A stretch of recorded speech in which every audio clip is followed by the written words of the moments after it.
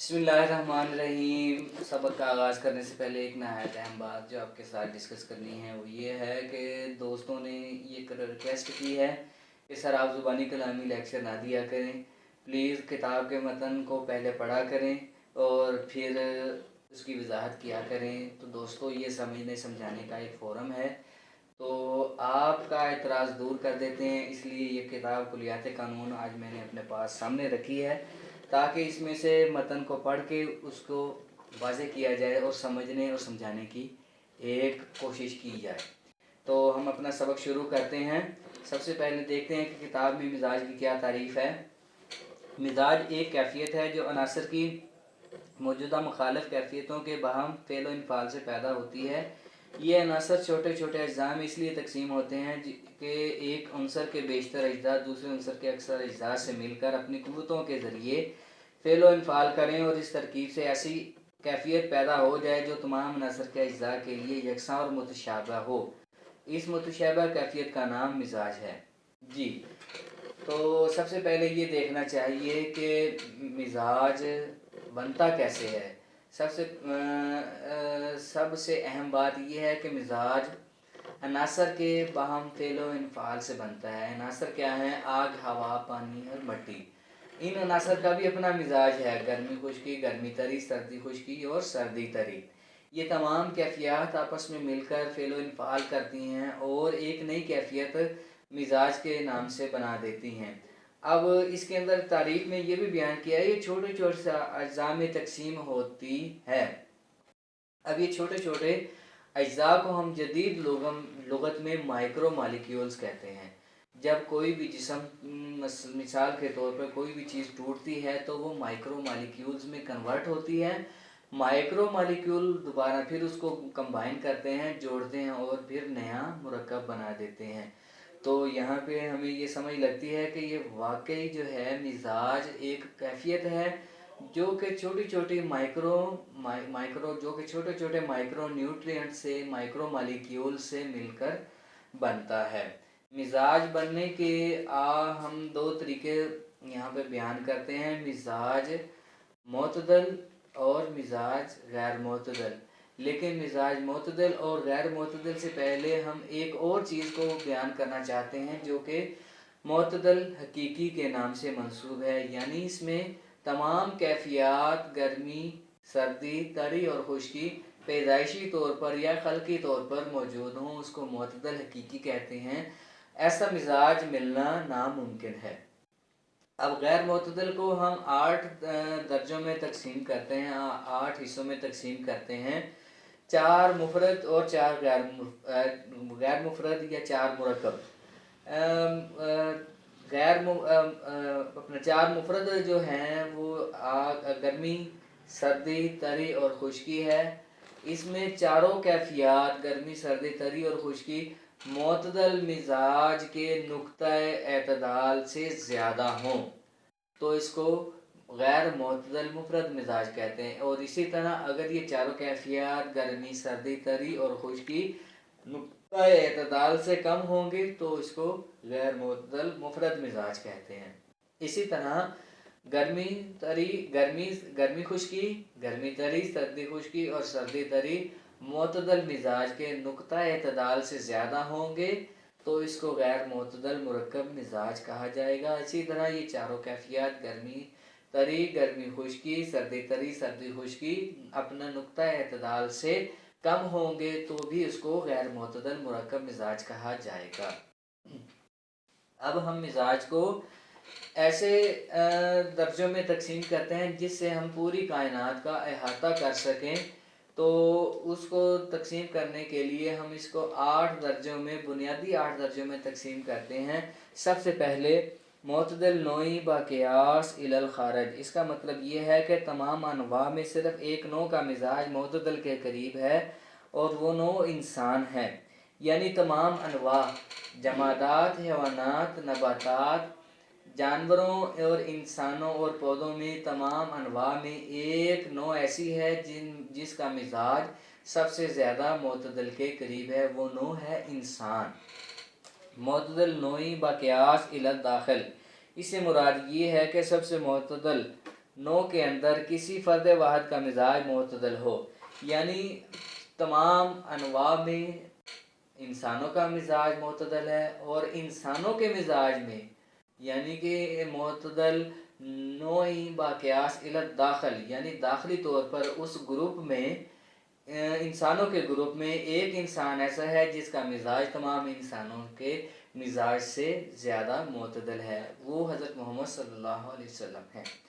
معتدل صنفی باقیاس الخارج، اس سے مقصود یہ ہے کہ پوری نوع کے اندر کسی ایک صنف کا مزاج بنسبت دیگر کے معتدل کے قریب ہو، جیسا کہ چوتھے اقلیم کے رہنے والوں کا، یعنی تمام انواع میں ایک نوع ایسی ہے، یعنی تمام انواع میں ایک صنف ایسی ہے، معذرت، تمام انواع میں ایک صنف ایسی ہے جس کا مزاج تمام اصناف کے لوگوں سے زیادہ معتدل ہے، وہ ہے اقلیم چہارم کے لوگوں کا۔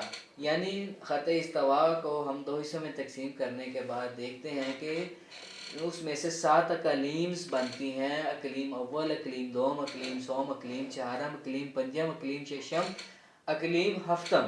یعنی ان 7 اقلیمز میں اقلیم چہارم کے لوگوں کا مزاج انسانوں کا مزاج زیادہ معتدل ہے۔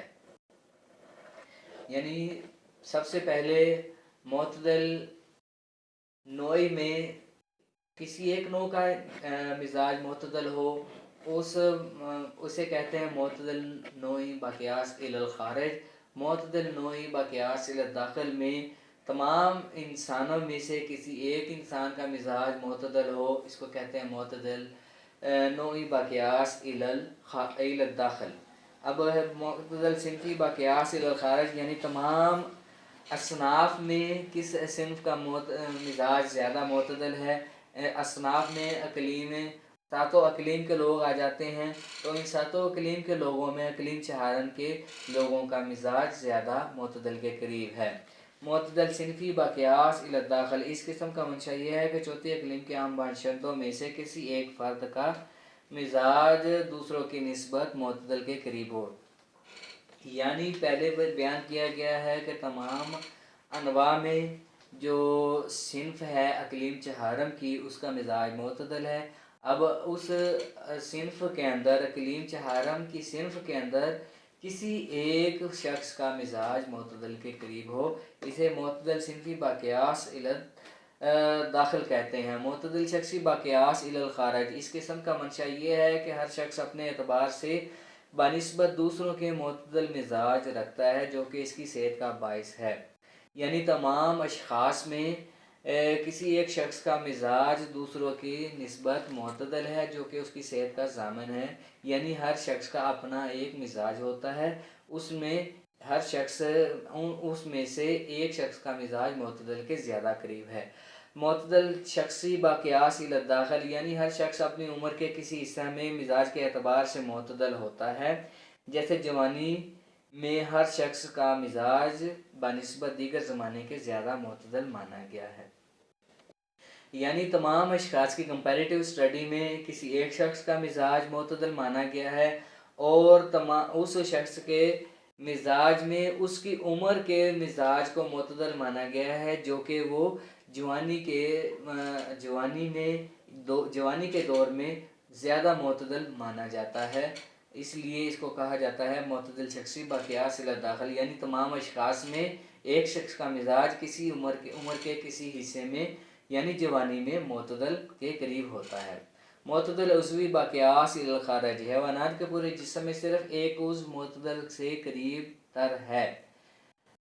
یعنی کہ حیوان کے جسم میں یا انسان کے جسم میں کوئی ایک عضو ہے جو کہ معتدل کے زیادہ قریب ہے۔ معتدل عضوی باقیاس الی الداخل، ہر عضو اپنے حالات کے اعتبار سے بنسبت دیگر اعضاء کے معتدل ہے۔ یعنی کہ تمام جسم میں ایک عضو معتدل سے زیادہ قریب ہے، اور اس عضو